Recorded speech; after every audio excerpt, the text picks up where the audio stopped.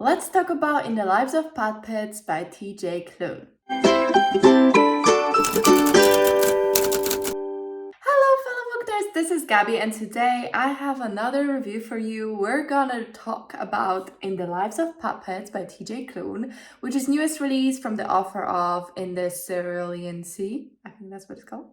House in the Cerulean Sea. And the author is kind of known for having these whimsical adult fairy tales. This thing that his books feel like reading in middle grade, but if it's for adults. So this is his newest release. I was lucky enough to get an ARC, so thank you NetGalley for that privilege. And let's talk about it because my feelings are so mixed and there's so many great but also so many really cringy things about this. So let's get into it. Okay, so let's start with a little bit of a synopsis. So in The Lives of Puppets, we follow a house in the woods where we find Geo, who is a robot. And one day this couple stops by his cottage and leaves their child there and asks Geo to take care of the baby till they can come back for him. Many years passed and Geo, with Victor, grown baby now, and two other robots live peacefully in this wonderful contraption of houses in the forest. And the story is about figuring out what this weird situation is about. Why is this boy living with these robots, their day-to-day life, and what kicks off kind of the plot that Victor and his two robot friends Rambo and Nurse Ratchet find a new android in the scrap yard and they fix him up and weird things start happening. We go on an adventure. It's a whole thing. That's a little bit of a synopsis. It is, I think this is a retelling of Pinocchio. Don't quote me on that, but I'm pretty sure. I wouldn't really call it a retelling anyway, but I would say that it's definitely inspired by, and we're going to talk about what vibes this has, because to me, this was like Pinocchio meets Terminator meets Blade Runner with like a sprinkling of Wizard of Oz. It was like a whole weird vibe. So let's get into it because I have a lot to say. Okay, so let's start off by talking about writing as per usual. So my biggest gripe with this whole book was the dialogue and some of the characterization, I guess, of some of the characters. So the humor of this book, I guess, is what I want to talk about. The humor of this book is like Disney's Frozen. Olive is like the main character, well, not main character, but very prominent character. Like, it's just that it's a very juvenile type of humor, and the dialogue felt like something I would have written in like secondary school. Like, it's very Disney Channel or like Disney, but like obviously Disney can have amazing dialogues. It's as if Disney's Olive was like three of the main characters. Like, I just found it so juvenile and the humor so childish. I thought this was the author's YA debut, middle grade debut. I thought, okay, this book is not adult. Like, I made an assumption that it was adult because his previous books were adult, but it's not. I don't remember exactly if this was an issue in his other book, House in the Cerulean Sea, because I listened to it. Maybe it wasn't so jarring, but I just found the dialogue writing to be so cringy. I couldn't get over it. And we'll talk more about it after, but it definitely became less of a problem with time. But in the beginning, my God, I was like, are we 5? We might be. It's like potty humor. It was really weird. And I found that to be very jarring, especially considering this is an adult book. I know it's like adult, middle grade adult, but like middle grade has less like cringy humor. It was really bad. Then world building. Like I said, this is a weird mix because it legit felt like Pinocchio, Wizard of Oz, Blade Runner, Terminator. Like, all of these things somehow come together in this book. But that being said, the world was really interesting. It was kind of a dystopian future, and the setup of it was really interesting, really like intriguing, and you want to find out more, and it's set up pretty well, honestly. But then eventually I feel like you don't learn as much as you want to. I didn't learn as much as I wanted to about this world. Bearing in mind, this is a standalone, so it has to work by itself. It has something to say specifically, not necessarily trying to build this world, although that is obviously a background of it. So I will say Worldbuilding was one of the stronger points, definitely an interesting world, definitely an interesting setup as well, which is something I enjoyed. But I do think that we could have explored it a little bit more, and I would have really loved to be taken on that ride. Let's go plot then. Okay, so I will say this book is like two books in one. Like first half and the second half, I don't feel like tonally they have that much to do with each other.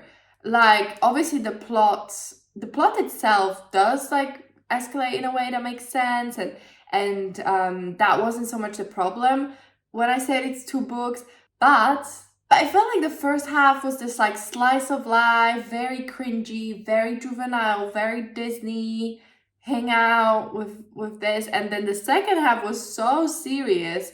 So it did feel like the two halves were almost like not gelling 100%, or I really did love the second half actually, but the first half dragged so much for me. I just found it tiring and tedious to get through. Not because of anything that was happening, but because it was happening for such a long period of time and we had to sit through all the terrible, terrible humor throughout it and the very, very terrible characters. Like I ended up loving the characters, but it was tedious.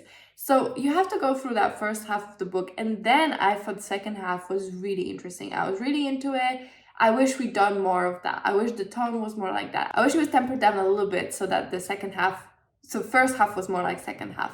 But I will say that it was quite an interesting take. It definitely allowed us to explore this really interesting world, which I do appreciate. The plot itself wasn't, again, the issue with me. Like, I liked it and I had a good time, and especially once we hit that 40-50% mark, I was on board. But the first half dragged so much. I just wish maybe pacing was a little bit better. Maybe we figured out something else here to like make it more of a cohesive experience rather than what to me felt like two very clear halves. Now let's talk about characters. So Victor is our main character. He's the human character, and I really liked him. I thought he was such a cutie pie, really. He's just a cutie pie.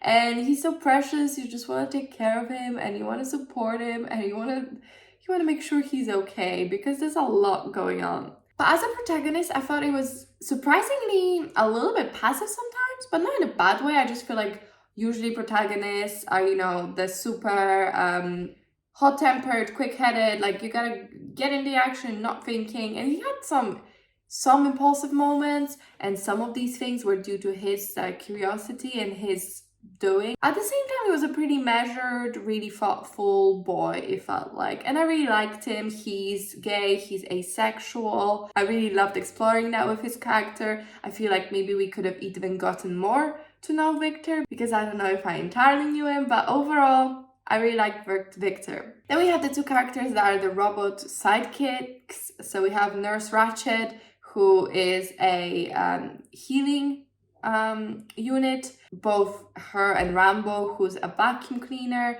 they're robots that Victor found in the scrapyard and fixed. Nurse Ratched, her whole thing is, I mean, if you know Nurse Ratched from, I think, Clockwork Orange, you know, like a badass nurse that's kind of evil. But she's not evil, but she is very like brash and prone to violence. Then you have Rambo, who's this little vacuum cleaner. He's very excitable. He's the Olaf character. That's how I would describe him. I like them, although both of them were like turned up to 11. Like such extreme versions of their characters. And it felt like a lot of the first half of the book, the action was just them, like almost one-liners. One-liner after one-liner after one-liner. And I think that's what my problem was. It was just very like stand-up comedy set kind of vibe. And then we have Hap, who is the android who we find, and finding him and fixing him kicks off the plot of the book. I liked him. He's definitely the most interesting in terms of like what he's going through emotionally. I really liked that. I thought it was executed pretty well. He's the love interest. I like that. That was again really cute. And then lastly, Gio is Giovanni, who is the father of the main character, or of the adopted father. Like he's a robot as well, but he takes care of Victor and raises him.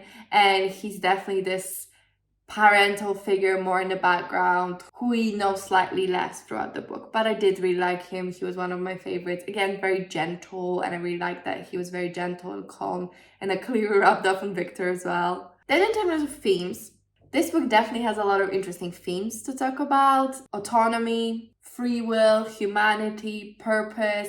Why are we here? Would the world be better? AI definitely is a big part of this, so if you're interested in that. I mean, if you think about the fact that, like I said, this is a Pinocchio-inspired Pinocchio retelling, I mean, it's not like he becomes a real boy. He already is a real boy, but he's like this sticking out and being raised by people that aren't exactly like him and being unique. And I really like the themes. I do think that's somewhere that this book shines and has very strong footing, where we're discussing these bigger ideas, and I do think that the world and the plot do serve the themes really well. So I think overall, if I were to like sum up my thoughts, that's the thing. Like, the themes are interesting, the plot is pretty interesting, and the characters are interesting, and they all serve the themes well, and they explore these ideas interestingly. I feel like, especially with standalones, a lot of the book is just mostly exploring ideas rather than sharing a world, you know. So that's all fine. I just wish that the humor was a little bit more sophisticated. I just wish the writing was a little bit more adult. I like that this felt like a fairy tale. I like that it feels a little middle grade-ish. But if I wanted to read a middle grade with middle grade dialogue, I would just read a middle grade. So I think that the appeal of this like whimsical tale for adults is probably more on the, well, first of all, you get to explore way more adult themes and sophisticated themes, but then also maybe everyone doesn't talk like they're 5 years old and they wrote their first stand-up comedy set. It's just an idea. But in the end, I did like it. I gave it 3 stars, but I would recommend it, but depends how much it will bother you, the whole humor thing of it all. I think maybe I'm just a snob that doesn't appreciate comedy. I don't know. I feel like, you know what, if I was 17 writing this book, I probably would have written the dialogue like this. So I could have appreciated at some point in time, just not right now. But yeah, that's it from this video. Let me know, have you read In the Lives of Puppets? If you did, what do you think? Have you read any other books by the author? Thanks so much to Gali for giving me the arc. And that'll be it from me. If you could comment, like, and subscribe, I really, really appreciate it. It really helps me out. But that's it from me, and I'll see you in my next one. Bye!